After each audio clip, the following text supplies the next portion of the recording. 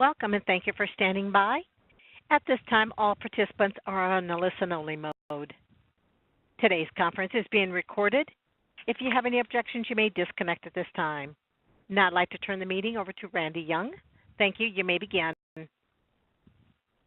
Thanks, Diane. And hello, everyone. Thank you so much for tuning in today to the Partnership for Food Protection's 10th anniversary webinar. My name is Randy, and I work for the Association of Food and Drug Officials. I'm a co-chair on the PFP Outreach Work Group as well, and I'll be serving as the webinar moderator today. We have a wealth of information to share on our call today. We will be hearing from senior agency leaders, project managers, and the backbone of PFP, our work groups and co-chairs. Because we have so much to share, and to respect everyone's time today, it will not be a live Q&A session. However, we will be providing contact information so you can send your questions directly to the PFP following the meeting. So, without further ado, we'd like to get started. To kick us off, we're privileged to have Melinda Plaisir, Associate Commissioner for Regulatory Affairs from the Office of Regulatory Affairs at FDA, and Dr. Steve Solomon, Director for the Center for Veterinary Medicine at FDA. They are both senior leaders within FDA and both true champions of integration and PFP since its creation. Melinda, we hand it over to you for opening remarks. Hi, thank you, Randy. Good afternoon, everyone. Welcome to the 10th anniversary celebration of the Partnership for Food Protection, or PFP. I'm honored to be joining Dr. Steve Solomon in kicking off this milestone event.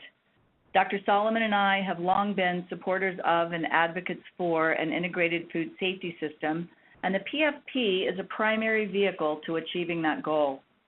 FDA values being a member of the PFP, and we continue to support it with resources and staff expertise. While the PFP was conceived in 2008, the drive for food safety integration began well before then. The Association of Food and Drug Officials, or AFDO, one of our many valued partner associations, has been since the early 1990s hosting training events and sponsoring mentorship, developing toolkits with the help of the International Food Protection Training Institute, and hosting forums to further advance collaboration and coordination between the FDA, other federal agencies, state and local agencies, and our territories.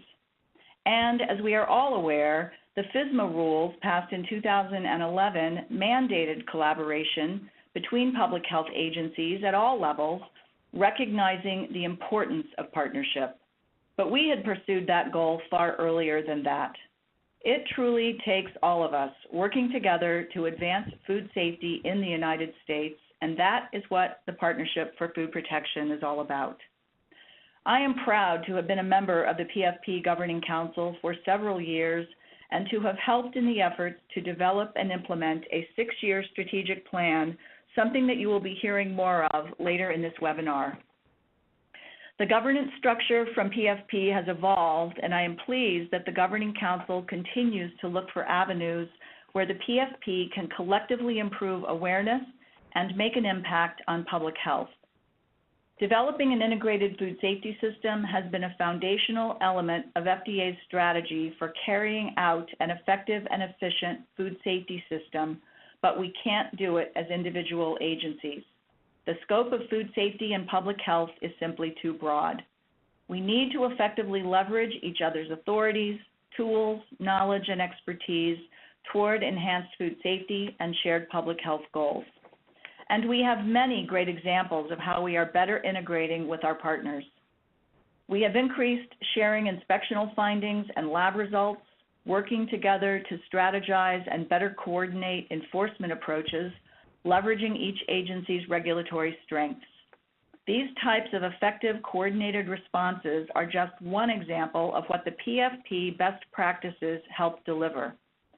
Another great example are the rapid response teams that have been cited as not only a significant advancement to outbreak response, but have enhanced our opportunities to cross-train our staff, share vital information, improve response processes and procedures, and increase our trust and reliance on one another. They have truly served as a model of effective integration. We also continue to support states in the standards programs as a foundation for a strong regulatory program. state laboratories and ISO accreditation, and training. And I'd be remiss if I didn't mention FDA's largest investment in food safety, working with our state partners. 47 awards to state agencies and 1 territory for development of a completely new produce safety program, the first of its kind in size in the history of FDA, which is helping advance integration in new ways. These are just a few examples of investments FDA makes toward an integrated food safety system. So as I turn this over to Dr. Solomon, I want to thank each of you for your individual and collective efforts toward moving an integrated food safety system forward and for your support of the PFP. It will take all of us, and we all have the same goal, an effective food safety system for our communities. Thank you to our partner associations for supporting the goals and objectives of the PFP. And as we look toward the future, let's celebrate what a few dedicated people can do to lead a major advancement in food safety. Thank you very much, and happy anniversary, PFP. Thank you, Melinda, for getting us started. Next, we have Dr. Solomon, a former PFP Governing Council member. He's the director of the Food and Drug Administration Center for Veterinary Medicine. Dr. Solomon previously served as the Deputy Associate Commissioner for Regulatory Affairs within FDA's ORA. Throughout his career, he has served in various policy and leadership positions in the Office of Regulatory Affairs, Office of Enforcement, Regional Operations, and Compliance Policy. He will share the origins of PFP and provide some thoughts on integration. Dr. Solomon? Thank you, Randy, and thanks to all of you on the webinar for being here today.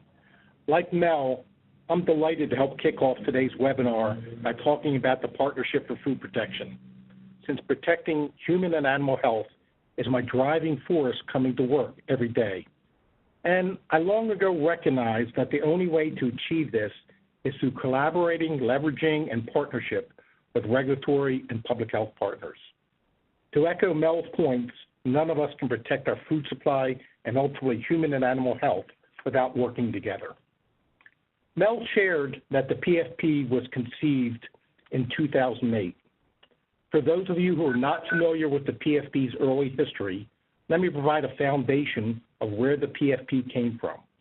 Although federal, state, local, and territorial government agencies have been working collectively on public health programs for many years, it was back in 1998 that the FDA hosted the first 50-state workshop. The theme of this workshop was meeting the challenges together. And this was about improving the coordination of foodborne disease outbreak investigation and responses. The results of this workshop laid the foundation for the integration work that followed. Subsequent challenges to human and animal food showed the importance of working with partners to combat public health issues, such as the 2006 nationwide outbreak involving E. coli 0157H7 in spinach, and the 2007 incidents involving melamine and cyanuric acid in pet food. FDA published the Food Protection Plan to build strategies to avoid and respond to such events and to recognize how the changes in food sourcing, production, and consumption have a direct and dynamic impact on public health and food safety. To seek input and advice from our partners on implementing the Food Protection Plan, FDA hosted the 2008 50-state workshop called the Gateway to Food Protection. To implement the recommendations from this workshop, the Partnership for Food Protection was established. As we move through the timeline on a biannual basis, FDA continued to support workshops and continued to develop the integrated food safety system. As the role of the PFP became clearer through our interactions, the Partnership for Food Protection leadership and mission became better defined. As Randy mentioned, I've had the good fortune to have served on the Governance Council for many years. As an aside, there's a lot of detail on this timeline slide. I've just hit a few of the highlights, but you can read the details when the handouts are distributed. The PFP, besides having the Governance Council structure, used a work group structure of dedicated professionals from various federal, state, local, and territorial agencies, along with our public health regulatory associations, to help implement the foundational elements needed to help achieve an integrated food safety system. These foundational elements include, but aren't limited to, uniform program standards, training and certification programs, laboratory analysis, data sharing, joint work planning, inspection and enforcement protocols, and responding quickly and efficiently to emergencies. The wealth of experience in the PFP work groups and the memberships includes experts throughout the food supply chain. They include food and feed safety experts, epidemiologists, lab scientists, animal health experts, environmental health experts, investigators, and many more disciplines. To know that all this experience can be found in one source is invaluable. The PFP work groups provide resources and best practices for partners to use in protecting public health. And that's the point of today's webinar, to share these tools developed by the Partnership for Food Protection and to celebrate our accomplishment. And as Mel said, wish the PFP happy anniversary. I know that we have an ever-evolving list of public health challenges and a great deal of uncertainty in our global environment. The only certainty I am sure of is that we're stronger in tackling these issues collectively as part of an integrated food safety system. So let me add my thanks to everyone and thank you all for the work you do every day to keep us safe and healthy. Thanks. And thank you, Dr. Solomon, for sharing with us the history of PFP. Our next presenters are Barbara Cassins, Director of the Office of Partnerships within FDA's ORA, and Patrick Kennelly, Program Director for AFDO. Prior to joining the Office of Partnerships, Barbara was the San Francisco District Director. Before coming to AFDO, Pat was the Food Safety Section Chief for the California Department of Public Health. They are the current co-chairs of the PFP Governing Council and will be providing an overview of the structure of PFP. Barbara and Pat, please take it away. Thank you, Randy, and thank you to Mel and Steve for those inspiring words and that really fine kickoff to our 10-year anniversary celebration of the Partnership for Food Protection. Happy anniversary, PFP. PFP is made up of approximately 230 members, and they're all volunteers. And within that, we have 6 work groups, as Steve talked about, that are focused on those key areas of integration led by project managers and co-chairs. And Pat and I are going to go over some of the structure and share with you who the individuals are who are participating in these things. And all that is managed by a governing council. So today we're going to share the PFP accomplishments through presentations from the current integration activities, and we want to highlight some of these examples of how we are meeting not only the FSBA mandate, but also developing the backbone of partnerships and integration. All this is guided by our 6-year strategic plan, which you'll learn about later about our new website where that plan will be posted. And our idea is we want to continue this mission, continue this growth. So I just want to reiterate for everyone else, thank you for tuning in to this, to listen to the PFP accomplishments and presentations and our advancement on national integration. And during these presentations, as well as after, if there are any topics of interest that you would like to join a work group or get further information on, please do not hesitate to reach out to either Pat or me or any of the designated project managers, and we will introduce them as we go through the slides, but we would love to have more participation. Thank you very much. Pat? Thanks, Barbara. As mentioned earlier, the Partnership for Food Protection is guided by a multidisciplinary and multi-jurisdictional governing council. The governing council is comprised of representatives from state health and agriculture departments, local health departments, and regulatory associations that have expertise in food, feed, produce, and laboratory issues. We also, of course, have significant participation from our federal partners, and they include representatives from the Centers for Disease Control, United States Department of Agriculture Food Safety Inspection Service, and various FDA programs that are involved in food and feed safety. The participation of policy and decision makers in the governing council is critical to ensuring that priority is given to those issues that will improve collaboration between partner agencies and increase our ability to mutually rely on each other as we all strive to improve food and feed safety protections and reduce the incidence of contaminated food and feed, which will, of course, ultimately reduce the incidence of foodborne illness. As listed here, you'll see our work group co-chairs, and these people go above and beyond. It's amazing what they get accomplished, again, as volunteers. And if you look at our 6 work groups that are active right here, we've listed who those co-chairs are. Some have more co-chairs than others just because of the depth of the services they're taking on, the type of projects that they are moving forward. We have recently looked at our work planning, inspection, compliance group, and we're in the process of reformulating that and giving it some new charges. So we are looking for co-chairs for that, and if that's an interest of yours, we would appreciate hearing from you. And all the work done by the PFP work groups and governing council is supported by our PFP project managers. This is a list of our current project managers and the work groups they're currently assigned to. We did recently add 2 new project managers from the Office of Partnerships to transition into the roles for project managers who will be advancing on to other roles within the agency. We'd be remiss if we did not acknowledge and thank both Juliana Wittig and Pete Salisbury, who have served as the governing council project managers for many years, and also to Maria Reed of the Office of Partnerships, who will be joining them in keeping our governing council on track. Also, just a quick big thank you to Brenda Stewart-Munoz and Bill Bowden for their ongoing efforts and for helping with the logistics of this webinar, and to Donna Newman and Gary Norris for their efforts in making the webinar a reality. Thanks, everybody. And thank you, Barbara and Pat. We appreciate that. As Dr. Solomon mentioned in the historical perspective, laboratory analysis and data sharing is a key focus of PFP. Here to share the accomplishments of a laboratory sciences work group, we have the co-chair, Cindy Mangione. She works for the New York State Department of Agriculture and Markets, where she serves as the QA manager for the microbiology section of the food laboratory. Cindy started with the New York State Department of Agriculture and Markets Food Laboratory in 1991, serving as the technical program manager for the USDA's Microbiological Data Program and supervisor for the Food Emergency Response Network.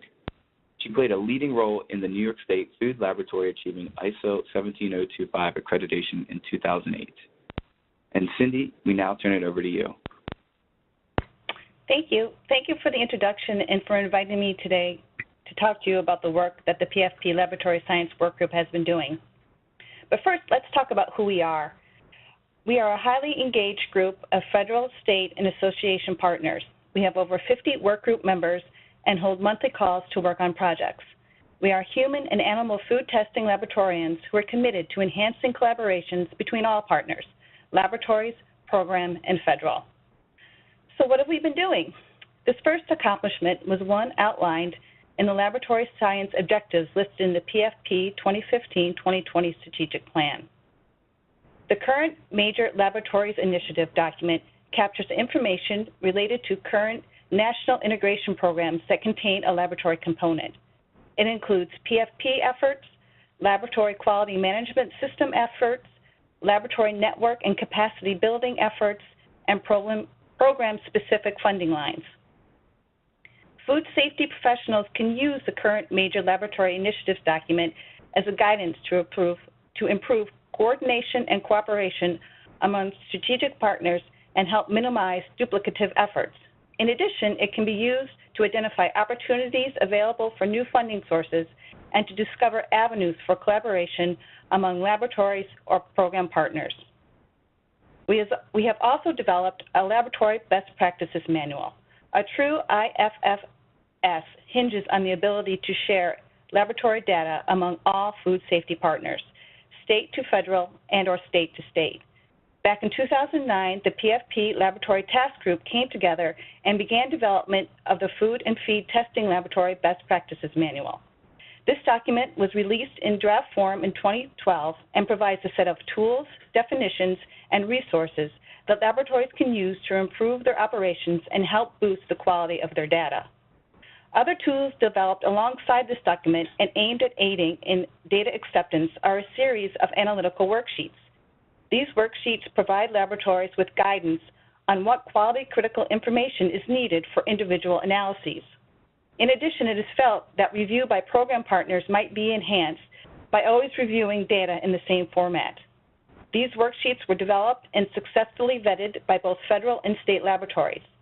The work group hopes to make these worksheets available to a wider audience once they have been placed up on the PFP website. The Laboratory Best Practices Manual has its foundation in the ISO IEC 17025 standard, and the information outlined in this document provides a roadmap that regulatory laboratories can use to best position their data to be accepted by regulatory program partners. It may be particularly useful for governmental laboratories that submit analytical data to regulatory agencies in support of governmental food safety initiatives and routine enforcement. The Laboratory Science Workgroup came back together to review and update the Best Practices Manual as per the PFP strategic plan. Work included updating the manual to the ISO IEC 17025-2017 standard, which was released in November of 2017. Updates also included a new title, new chapter titles, and formatting. Currently, this manual stands ready for issue as edits have been reviewed by the FDA for content and style. It is hoped that the updated revision will be released by the end of September. At the 2016 PFP in-person meeting held in Kansas City, our work group met with the Compliance Work Group. Discussions identified the need for a checklist that regulators could use when reviewing a laboratory data package. It is thought that this type of tool could also help laboratories ensure all quality critical components have been included in their data package, as well as help regulators ensure that the data is of the highest quality possible. This idea was put forth to the PFP Governing Council and added to the Laboratory Science Work Group's objectives. Since then, a small committee has been formed from the Laboratory Science membership to begin work on this project. We are working towards developing a document that would provide instruction to laboratorians and regulators on ensuring all quality critical information is present and identified, and where it can be identified in the data package. We are hopeful that this task can be completed by the beginning of the new year. As always, our group remains open to any suggestions on projects moving forward. I would like to thank all of the Laboratory Science Workgroup members for their continued dedication and hard work. I would like to thank our co-chairs, Don Burr, Tim McGrath, Tim Crowley, and Brenda Jackson. I would like to send a special thanks to our project manager, Robin Randolph, from APHL, who does a fantastic job of keeping us on track and moving in the right direction. I would like to thank the PFP for inviting me to present today about the Laboratory Science Workgroup and all the great work we have been doing. Thank you, and happy anniversary, PFP. And thank you, Cindy, for that laboratory sciences update. Another key concept of integration is information technology. Lisa Creason leads the PFP IT Workgroup as co-chair. As for her day job, Lisa is the director of the Office of Information Systems Management and serves as one of the FDA's Associate Deputy Chief Information Officers, representing the Office of Regulatory Affairs. Her presentation will highlight the history, accomplishments, and the future of the PFP IT Workgroup. Lisa, the floor is yours. Thanks, Randy.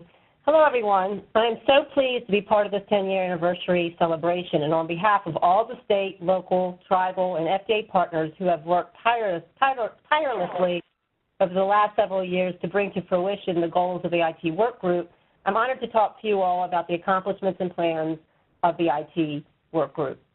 The IT Workgroup has three very ambitious goals.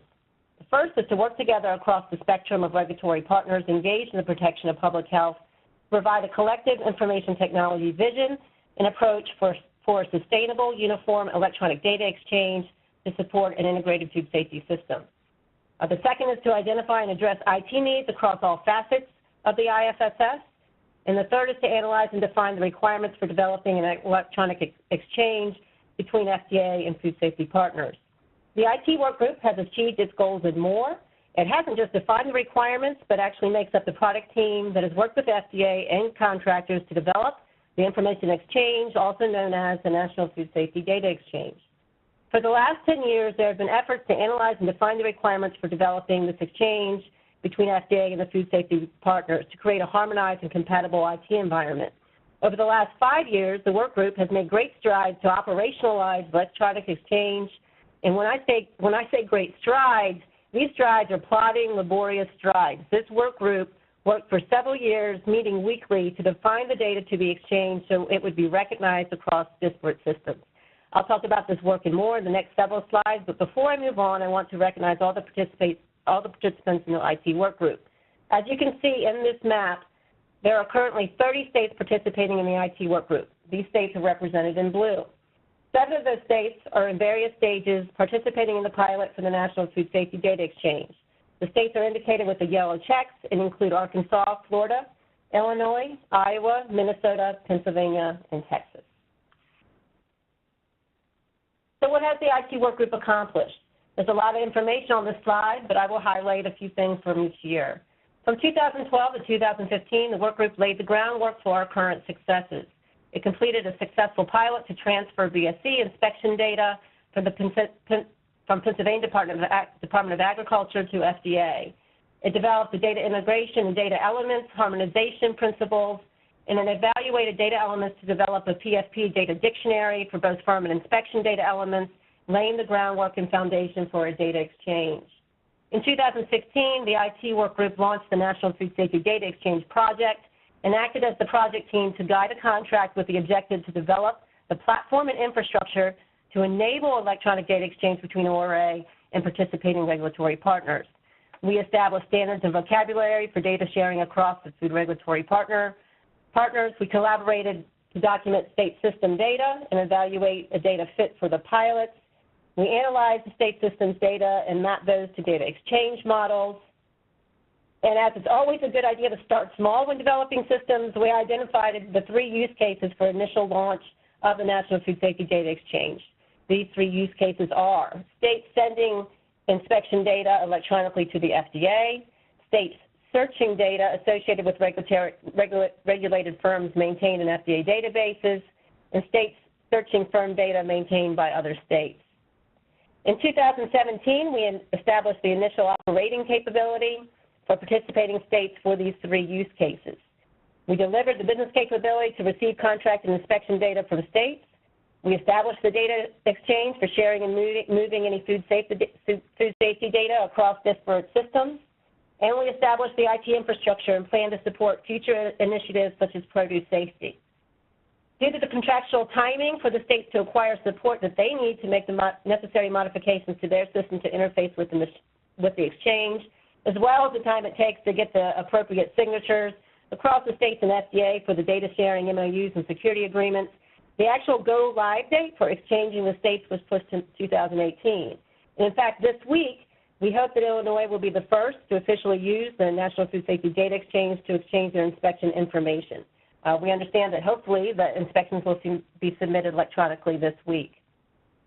We also, in 2018, will be celebrating the first release of the ORA Partners Portal. This portal will provide a web user interface currently integrated with some of the National Food Safety Data Exchange features to include firm search, reporting functionality, APIs, and account management. The Partner Portal will also include news, documents, and technical specifications. I'll talk a little bit more about the ORA Partner Portal on the next slide, but before I leave this slide, I really want to recognize the individuals from the states and our state liaisons who championed the IT work and vision to develop this exchange. They worked so closely together and collaborated with the IT work group, and this wouldn't have happened without their help. From Arkansas, we have Philip Freuting. From Florida, we have Matt Colston and Paulina Brewer. From Iowa, we have Stephen Vandernack and Jennifer Perquette. Illinois, we have Jessica McNally, Mike Crumley, and Brandy Lane. From Minnesota, Benjamin Miller and Kristen Duff. From Pennsylvania, Lydia Johnson. From Texas, Devonna Kubrick, Stephanie Herbert, Weishin Bao, and the now retired Julie Lara. The state liaisons that were so instrumental in our work, from Arkansas, Jennifer Young, Florida, Douglas Fiorentino, from Iowa, Kathleen Close, Illinois, Maria Diaz, Minnesota, Ryan Benedict, Pennsylvania, Margaret DeGennaro, and from Texas, or for Texas, Lord Gennaro. I wanted to thank those folks individually because they have worked really tirelessly over the last several years, and we couldn't have done this without their support. So what exactly are these 2 systems, the National Food Safety Data Exchange and the ORA Partner Portal? Those systems work together to accommodate all levels of interaction required to support an integrated food safety system that streamlines and centrally manages food safety information across the FDA, states, and local health departments. The National Food Safety Data Exchange enables electronic data exchange, a system-to-system interface between regulatory partners and FDA, with the objective to increase sharing of accurate, timely, complete, and relevant food safety data to fulfill the mandate to protect the public health. The data exchange automates data transfers from state to FDA, FDA to state, and state to state. The system does not store the data exchange, but logs the transactional information such as who sent what information, when it was sent, and to whom. As you see in blue, at the bottom of the column there, it is not a data or document repository or a website. The ORA Partners Portal, also called ORAP, offers FDA and the regulatory partners role-based access to data analysis, documentation, reports, and collaboration tools to support the user community. What's the driver behind the portal? Not all states will be able to exchange information electronically right away, or maybe even the next several years. But still, they need a mechanism also to securely share timely information with the FDA and their other regulatory partners. This portal meets the needs of those who are not yet able to do a system-to-system interface and need a user-friendly interface to facilitate communication and collaboration. The partner portal will provide role-based access to exchange food safety-related information with the following capabilities. It will maintain system-related document catalogs, support firm data searches, publish system status, notification and alerts, generate reports, and manage user accounts. Please note that the portal is not replacing Food Shield and is also not a data repository. Both of these systems interact with the FDA systems of record as well as the state systems to essentially act as a traffic cop for data being shared. Looking ahead, the PFP work group will continue to build upon the functionalities developed with the National Food Safety Data Exchange and the ORA Partner Portal, with the emphasis on fulfilling requirements for the implementation of the Food Safety Modernization Act, to include expansion of the number of voluntary state partners in the data sharing community, enhancing the ORA Partner Portal to integrate and support those FSMA programs, implementing new data sharing business use cases to include the migration of laboratory sample collection functionality that has traditionally been accomplished in AlexNet to the Partner Portal, and of course, maintaining and supporting the existing systems and state users as they come on board. In closing, I want to thank Barbara Thiel, who's the project manager for this work group, the FDA technical managers, and the contractors that have supported the stand-up of these two systems to include Precise, CAI, Leidos, and Akira. And last but not least, the regulatory partners who have been so instrumental in moving forward with the development of this information exchange. It has really been an exciting time, and we look forward to working with everyone as the participation in these systems grow. Back to you, Randy. Thank you very much, Lisa. Next up is Travis Goodman. Travis is co-chair of the PFP Surveillance, Response, and Post-Response Work Group. He currently works as an RRT program coordinator for the FDA Office of Partnerships, collaborating with state food and feed programs and FDA human and animal food divisions to build integrated rapid response teams. Prior to FDA, he worked in food protection and defense for the Hamilton County Health Department, Indiana State Department of Health, and the Department of Homeland Security. Travis is sharing information related to the projects his work group has developed to help partners improve recall and response processes. Travis, we now hand it over to you.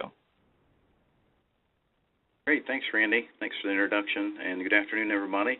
I'd also like to mention that I work in the RRT program for FDA along with Lauren Young and Brett Weed, my counterparts.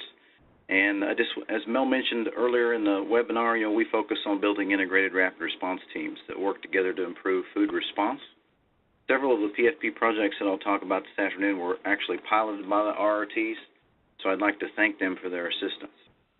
So a little bit about our work group, the member makeup. We currently have 50 members in the work group. It's made up of environmental health, food regulatory staff, epidemiologists, and laboratorians. I have 4 co-chairs, including myself, and I'll give a shout out to the other 3, Mike Needham from California, Brian Souders from New York, and Matt Duell from FDA Core. We hold bi-monthly teleconferences to discuss the projects we're working on, and as I mentioned, we use RRTs as our test case to pilot some of those response best practices that are developed.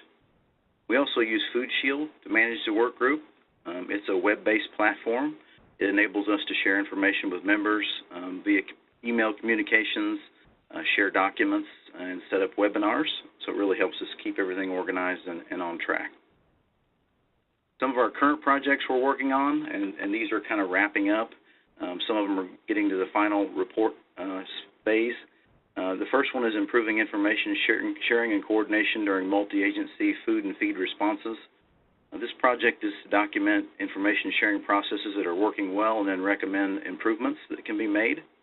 The final report is going to be a summary of the current multi-agency information sharing and coordination practices, self-assessments piloted by the RRTs, and the results of that will target new approaches, which may include new best practices or reaffirming the validity of existing best practices. And just want to give a shout out to the leads on that project, John Tilden from Michigan, Mike Needham from California, Matt Duell from FDA Core, and Lauren Young from FDA. The next one's the Model Human and Animal Food Emergency Response Framework. That's also currently in final report draft. It will include a key set of food emergency response elements for all human and animal food regulatory programs. And this is really based on a crosswalk of looking at established best practices from the Council for Improving Foodborne Outbreak Response, or C4, the Rapid Response Team's Best Practices Manual, and the International Association for Food Protection guidelines, along with other recommendations. The leads on this were Priscilla Neves from FDA and Mark Sestak from Alabama. The other project we're currently working on is the Response Resource Library. It's really just developing a list of best practice documents, protocols, and training that's available, and we're compiling that via a list of links that is shareable. Hopefully get that list up on the new PFP website as soon as it's completed, and the leads on that are myself and Brian Souders from New York. So now I'll talk about some of the completed projects, which I really wanted to plug today because these are already done and available for use. I'll describe each in a little more detail and let you know how to access the documents at the end of the presentation. So the first one's the best practices for use of Food Shield during food or feed incidents. Project lead on this was Jenny Pierke from Iowa Department of Inspections and Appeals. This is a best practice document that was developed to provide instructions for using Food Shield in real time to assist in managing a food and feed incident. It provides instructions for building and managing a Food Shield work group. It has a kind of a step-by-step online wizard that assists you in doing it to make it easy. Some of the nice features are the ability to share and edit documents, send emails quickly, set up webinars.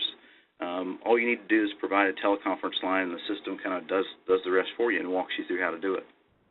It also describes recommendations for using a consistent nomenclature for naming files and documents involved in a response, which will help us take a retrospective look at response and look for gaps, and we can search for each other's documents and know how they'll be named. So that nomenclature is very important.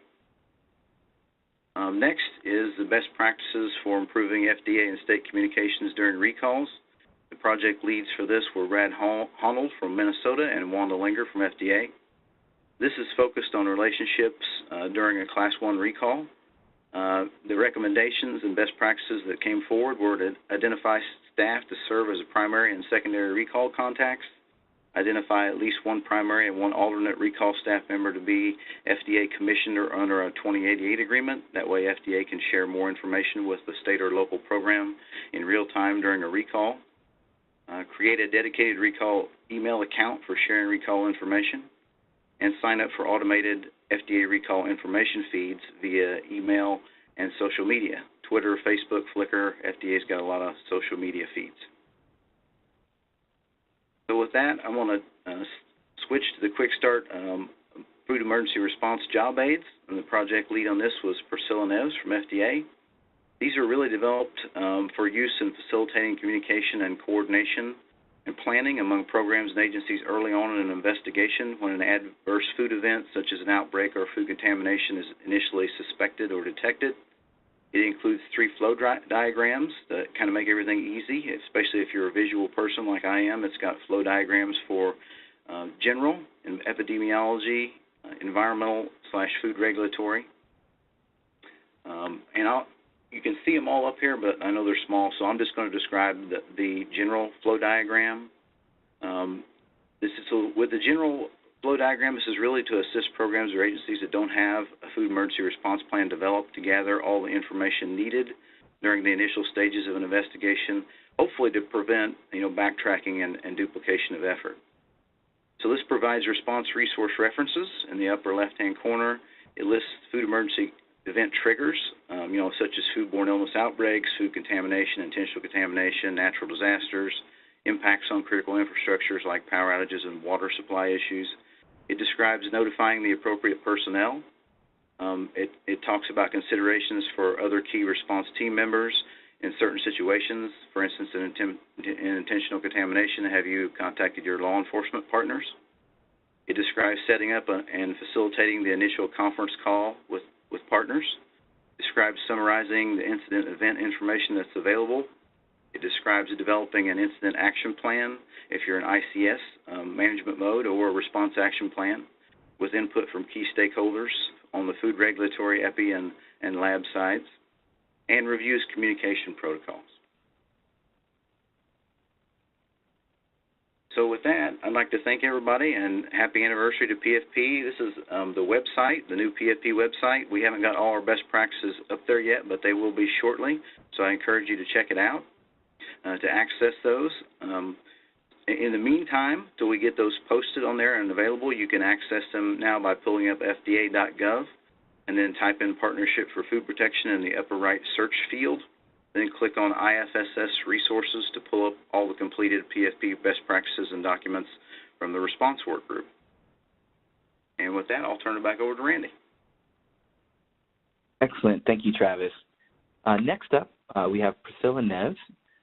She works in the Office of Partnership in the Division of Standards Implementation. She's responsible for providing support to states enrolled in the Manufactured Food Regulatory Program standards and assisting with special projects. Priscilla is here to talk about building a national network of state food protection task forces in order to learn, share, and continuously improve our food safety system. Priscilla, I'll pass it over to you now. Thanks, Randy. Happy 10th anniversary, PFP. In our world of food protection, there's quite a few state-based groups in which food safety practitioners and their stakeholders from regulatory industry, academia, and other disciplines come together to address food safety issues in their jurisdictions. And most of these groups are called task forces, but they may also go by many other names listed here. For many of us who've led or participated in a task force, we know it's not that simple.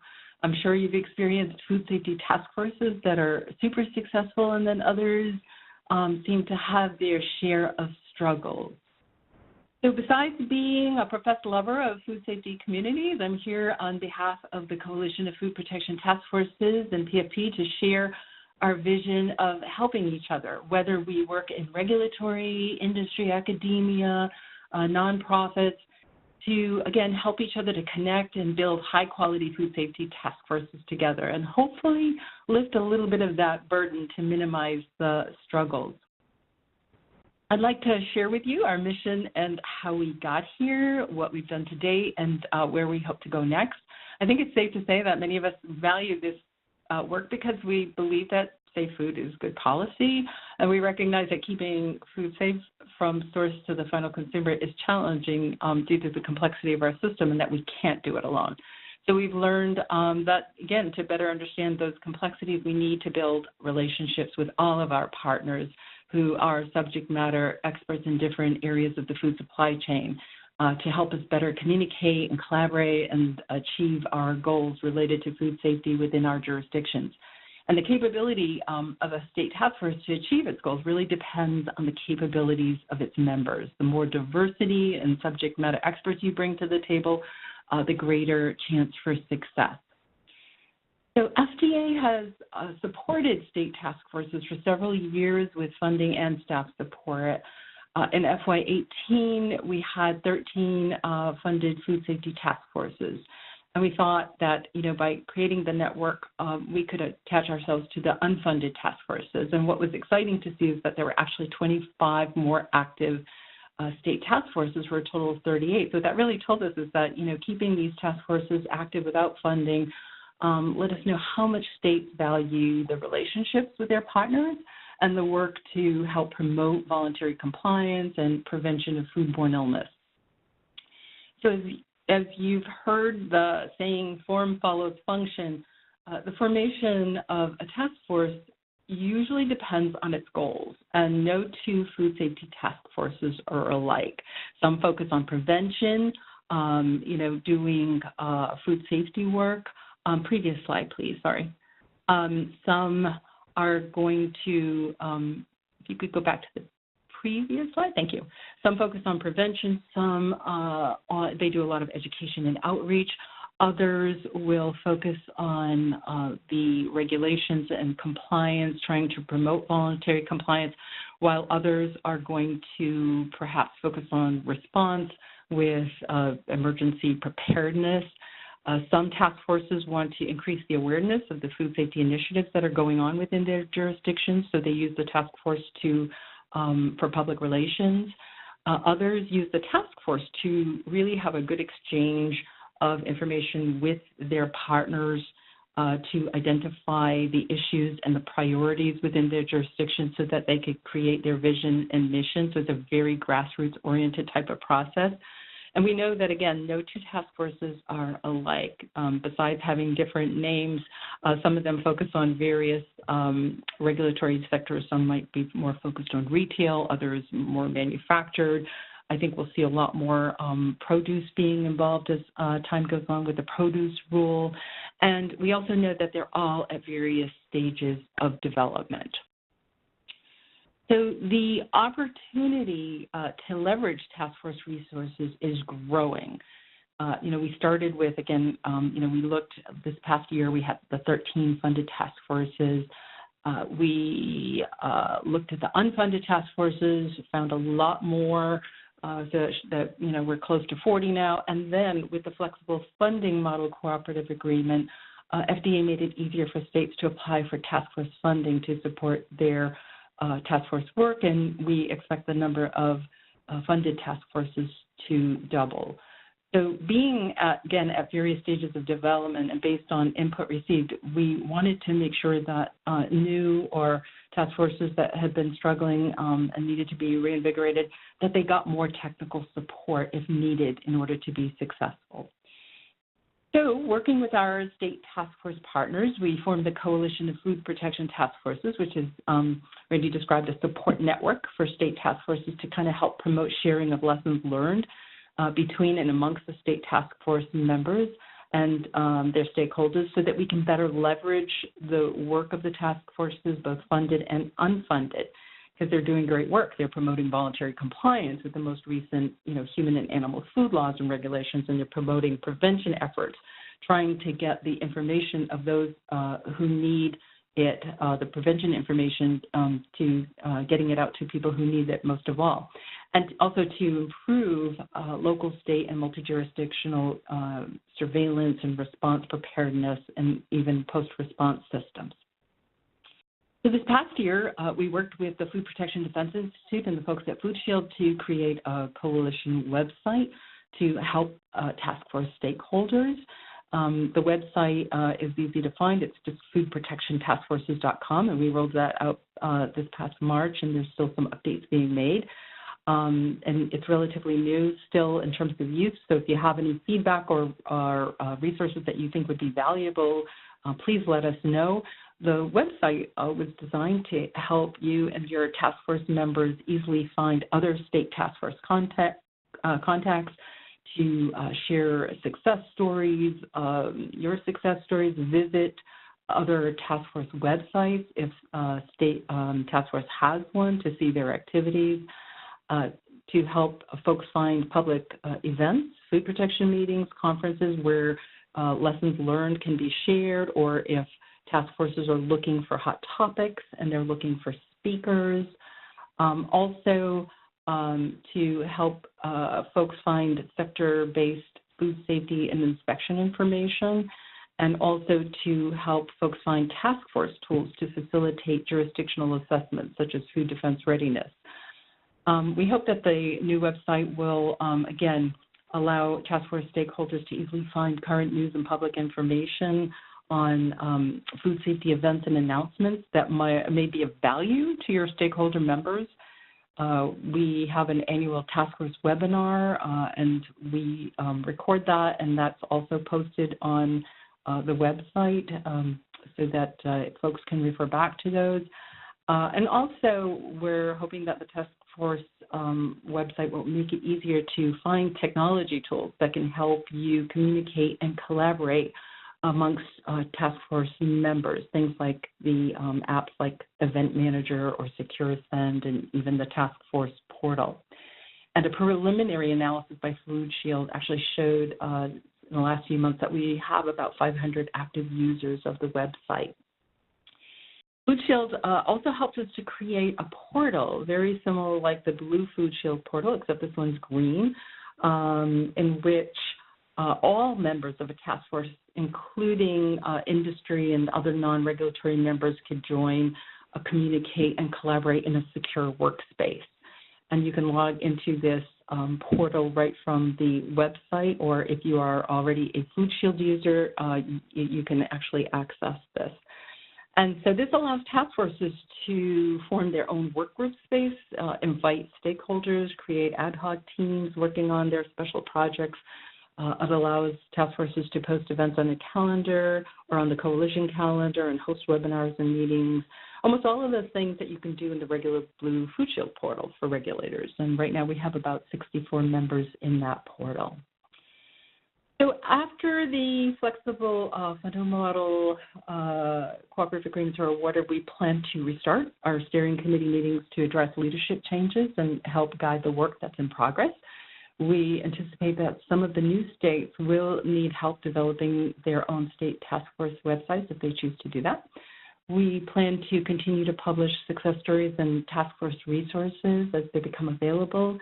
A food protection task force best practice document is in the works, and we encourage state task forces again to not only depend on funding, but to engage other stakeholders like FDA and USDA stakeholders that are in their own backyards as valuable resources depending on their goals and their projects. So when projects go well, we know it's never the work of just one person. Of course, we couldn't do this great work without the support of our ORA senior managers and project leads before us who've been our champions, including OP's managers, Alan Tart and our director, Barbara Cassens, along with our RT technical advisor, Travis Goodman. I'd like to give a special thanks to Steve Vandenach, who is the co-lead of our state steering committee for the coalition. That group gave us some very valuable feedback. As many of you already know, Steve just dropped down from his role as the food program manager in Iowa to take the executive director position at AFDO. So we wish him well, but he's going to continue to work with us because they also have a new project that's that will tie in nicely and align with us. Also, special thanks to my colleague, Tan Andrews, who's our task force project officer extraordinaire. Could not work without her. Also, very helpful has been our Jamal Tull in OP's Division of Integration and Adam Bettman in OP's Partnership Services. And none of this could have been done without the support of all of you who've led or participated on state task force steering committees, including Iowa and Kansas and Rhode Island, Massachusetts and Washington, and certainly for all of your work on state task forces. And last but not least, I'd be remiss in not thanking our IT partners at the Food Protection and Defense Institute and in Food Shield. They've been invaluable in creating an electronic platform to help regulatory officials not only connect and collaborate with each other, but also to connect and collaborate with our industry and consumer food safety partners. And with that, Randy, I'll give it back to you. Thank you. Fantastic. Thank you, Priscilla. Our next speaker is going to be Pat Kennelly. In his former role at the California Department of Public Health, he was heavily involved in mutual reliance pilots related to inspections, compliance activities, and data sharing. Now let's turn it over to Pat to hear more about those mutual reliance pilots. Pat? Thanks, Randy. As Randy mentioned, I'm going to give you a little bit of an update on the mutual reliance pilot projects, which really take some of the efforts for integration and tests them and puts them into action. So there were 3 pilots that were initiated in California, Wisconsin, and New York. They all work with their respective FDA district offices, of course now division offices under the reorganization, to develop and run mutual reliance pilot projects within their geographic areas. California and Wisconsin projects were designed to put some of the PFP best practices for integration of activities and work planning to the test and determine how these activities could be effectively implemented. These efforts showed how mutual reliance and coordination of activities within a geographic region could reduce duplication, improve regulatory coverage, and provide for a more unified and collaborative response to noncompliance, complaints, and outbreaks. The New York pilot, which is currently ongoing, is focusing on increasing coordination and collaboration in the sampling and laboratory evaluation of imported foods and the ability of the state's work on imported foods to be utilized by FDA import operations. So the California pilot, talk about that for just a couple of minutes. They used the PFP work planning document as a model to direct the activities of the pilot.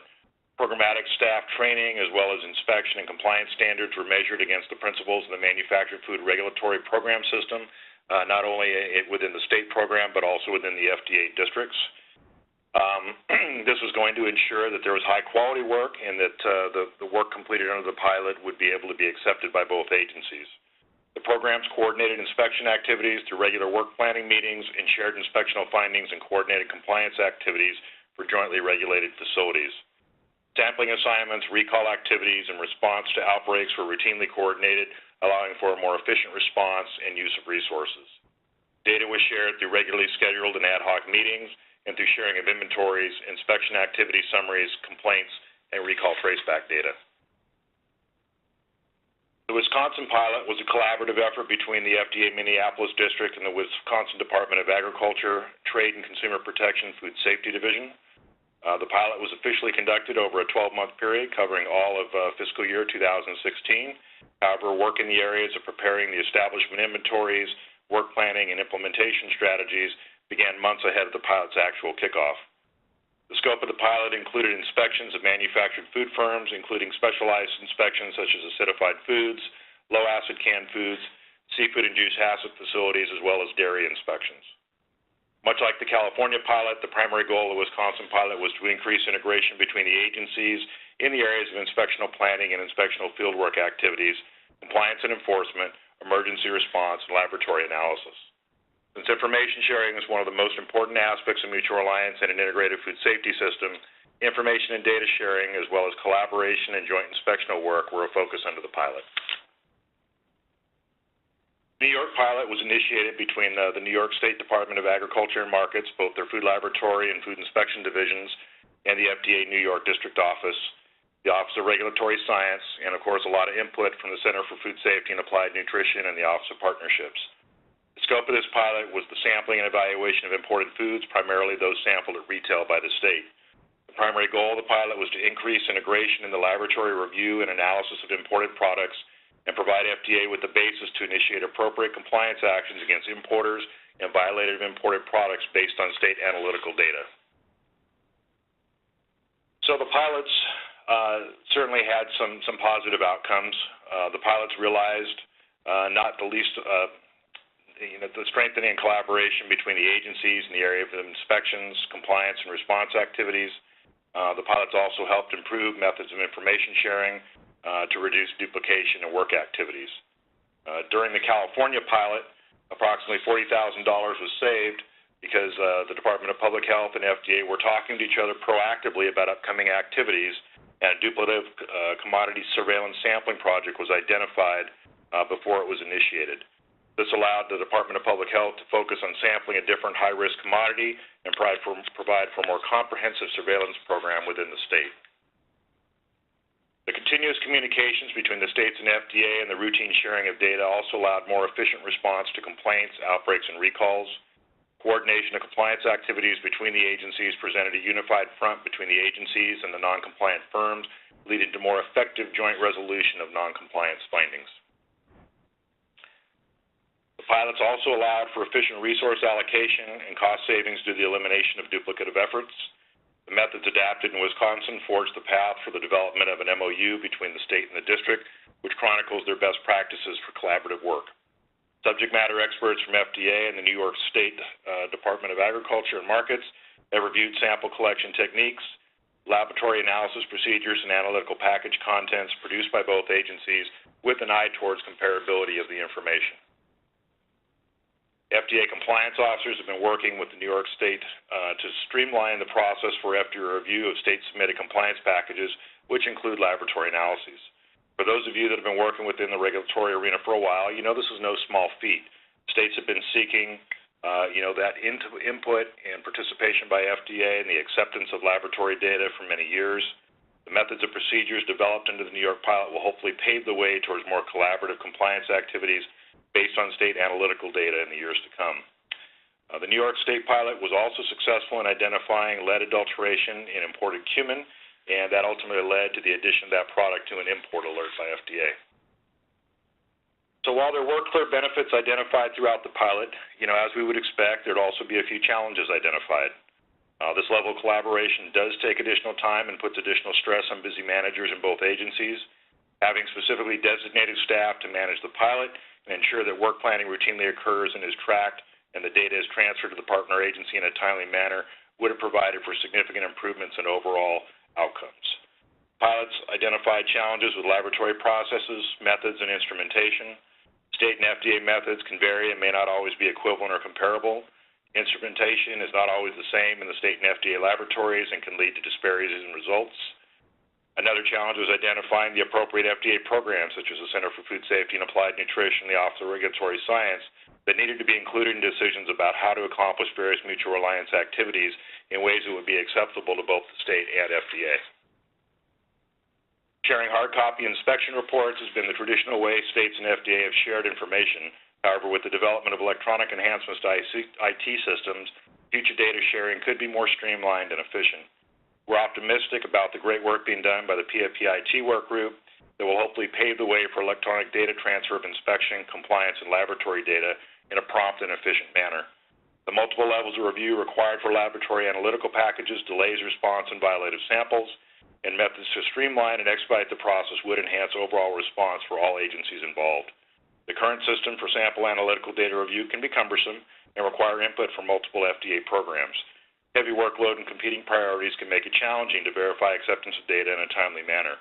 So establishing that comparability for analysis and criteria for lab methods and data packages up front will hopefully help streamline that process. One other challenge identified was the identification of the manufacturing location of imported products by the state program.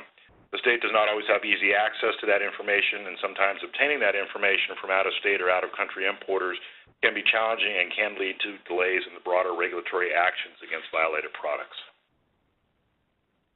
So, for next steps, we need to continue to evaluate what we've learned from these pilots and build on our successes and work to break down barriers and address the challenges that interfere with the integration of our activities.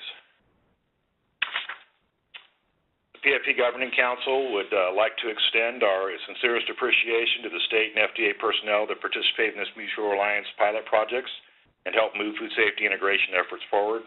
Your hard work and extraordinary efforts are recognized and much appreciated. So thank you for that. And with that, I'll turn it back over to you, Randy.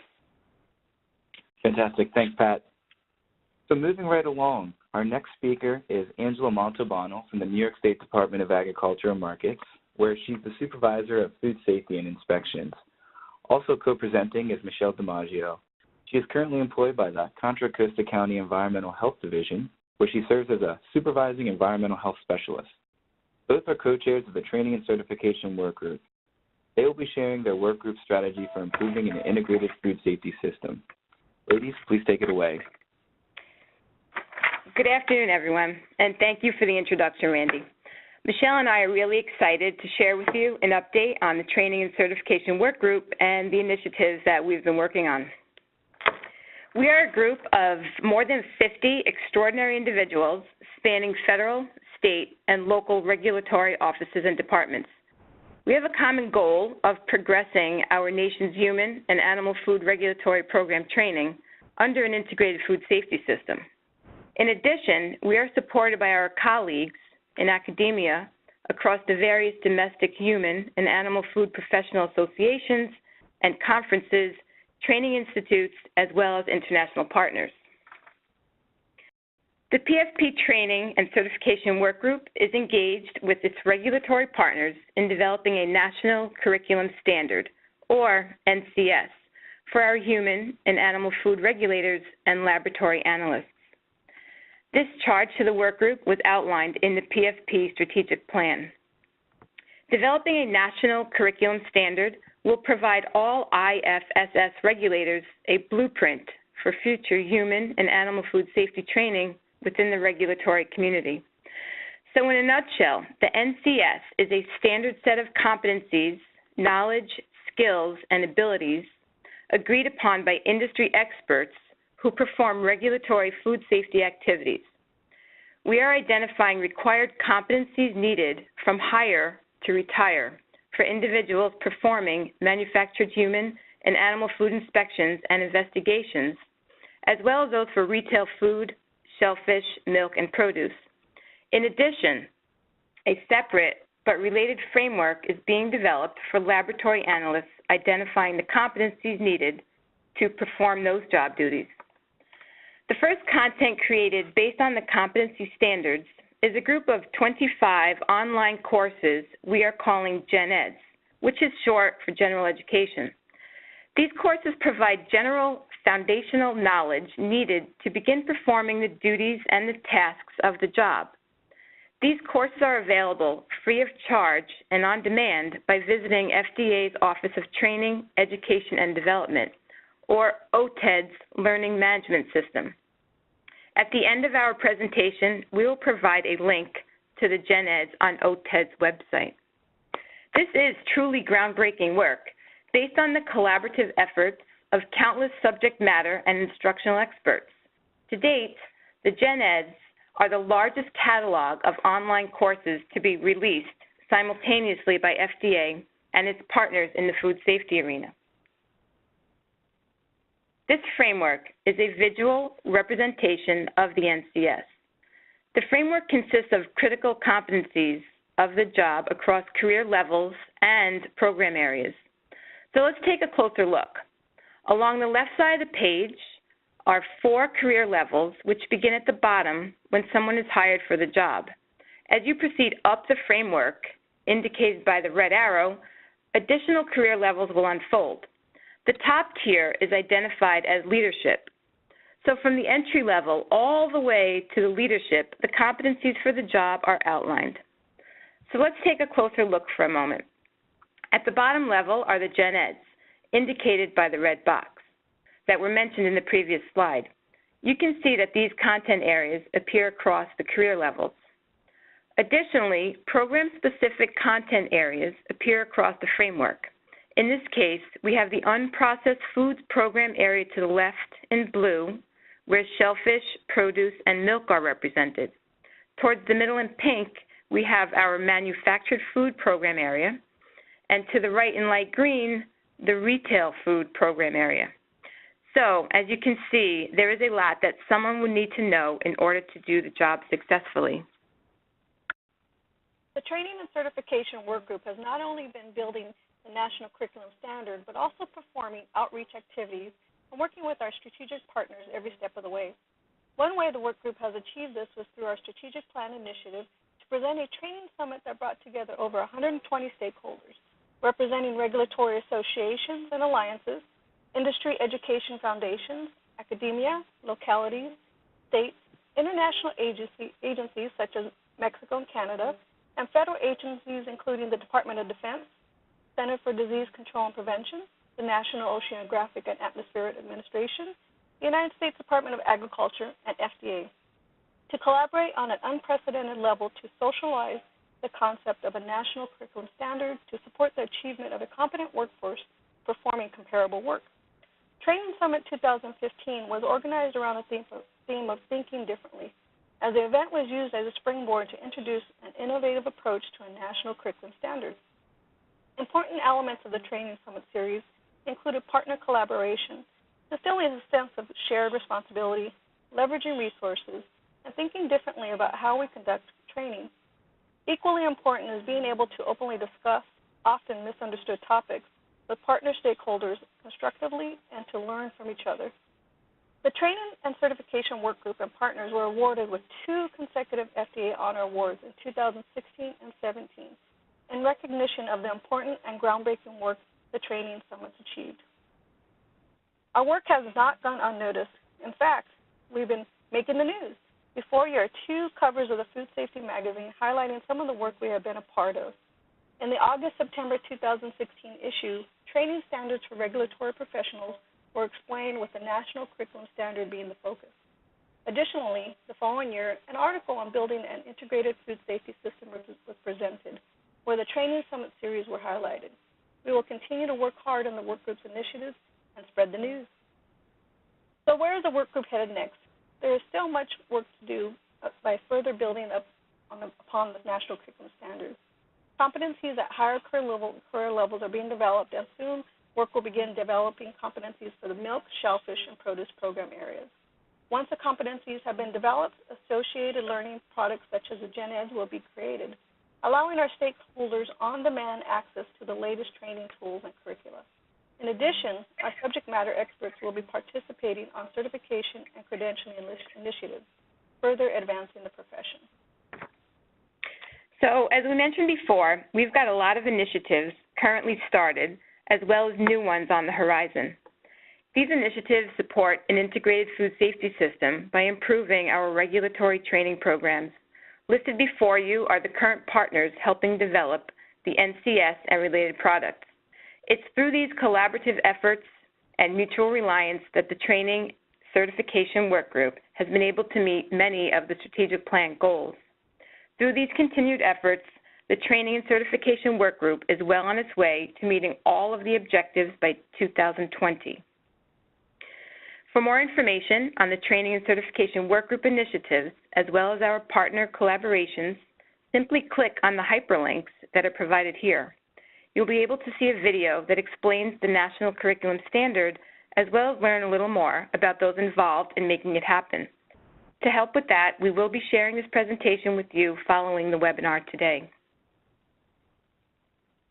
So in closing, it's been our pleasure to present an update on our work group's initiatives. The link on this page will take you to the Training and Certification Work Group's homepage, where you can keep up with the work group and follow the progress being made developing the National Curriculum Standard. We look forward to presenting our progress to you in the future. Thank you, and happy anniversary, PFP. Excellent. Thank you very much, Michelle and Angela. Next, I'd like to introduce one of my fellow Outreach Work Group co-chairs, Jessica Bedore. Jessica works for the Georgia Department of Agriculture as the Recall Coordinator and Outreach Specialist. Today, she will be giving a brief update on the Outreach Work Group's accomplishments and activities. Jessica, the floor is yours. Thank you, Randy. Hi, everyone. It's great to be with you this afternoon. Today, I'm going to close out the work group presentations with a quick update about the Outreach Work Group's progress and work products. We are a relatively new group. The Outreach Work Group was established in 2015 as the Governing Council saw an increasing need to share all the great work products that the PFP was accomplishing. And our work group came out of a face-to-face meeting back that year. Our structure includes 3 chairs, Randy, myself, and Ryan Young with FDA, and we have 1 project manager. We also have 26 team members representing a variety of organizations at the federal, state, local, and territorial levels. On the next slide, you will see all of our current members over the last few years. Some of them have dropped off, some of them have come on a little bit later in the game, but we wanted to just show you who has made up the Outreach Work Group. Every name on this list has given a large contribution to the PFP within our work group and the other work groups. And I do also want to give a quick shout out to our Guam members, Jerome and Rosanna. I saw that you are both on the call today. They work with some of our other work group members to complete some projects, including Laura Snyder with FDA.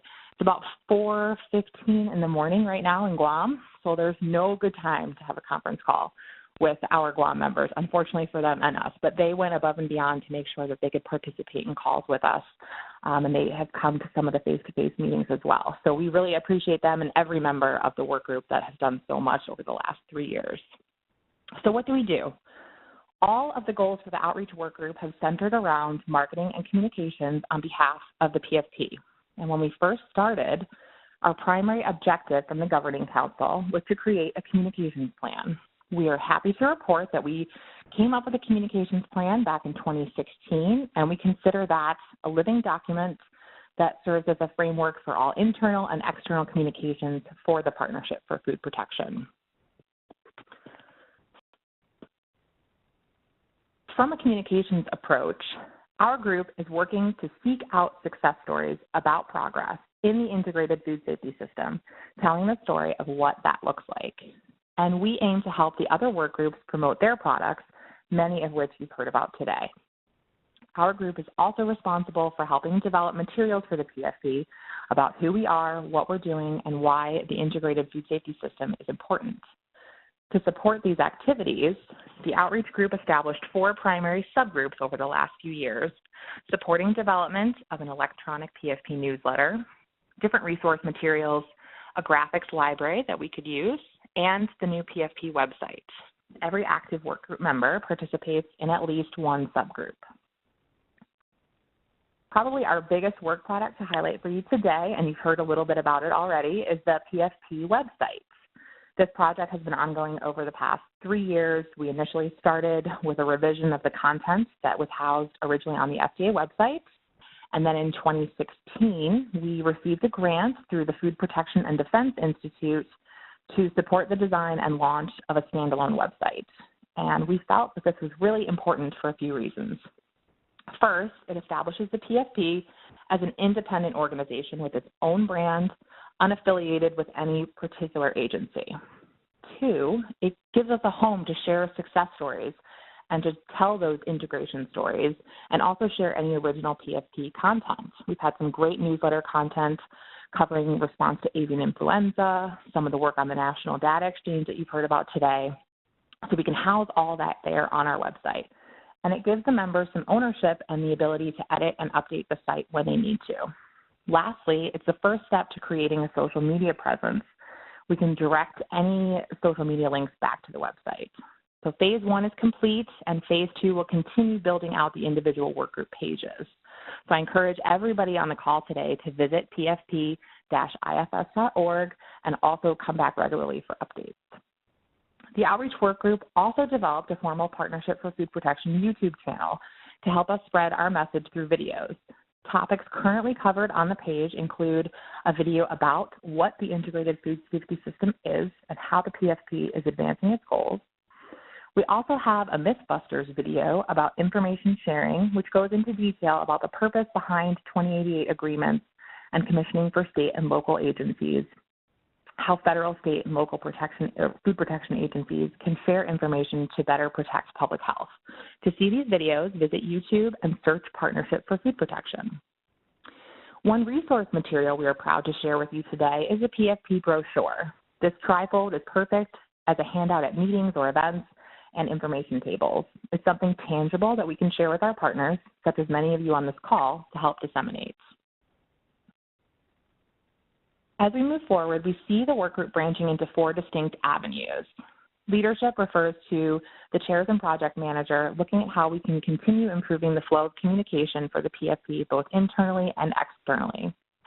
With the website, we want to really work with the work groups and make sure that the website is interactive and useful not only for them, but for all of you as well.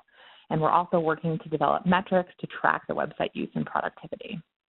From a social media standpoint, we foresee some PFP branded communications through social media, hopefully in the future. And graphics, whether it's obtaining permission from other groups to use their content or creating our own intellectual property, visuals are an important component of telling the story of integration. With that, I want to thank you for your attention today. And as we celebrate 10 years of the PFP, I hope that everyone on the call will help us continue our goal to share success stories and work products that are advancing the integrated food safety system. Feel free to reach out to any of us at any time, and don't forget to visit the website. Thanks, Randy. Awesome. Thank you, Jessica. At this time, I'd like to bring back Barbara Cassins and Pat Kennelly to provide some closing remarks. Barbara and Pat? Thanks, Randy. And I'm just sitting here going, wow, what an incredible amount of information we've shared today. And I hope this demonstrates in a global marketplace we must work together. As Mel said, we must work together.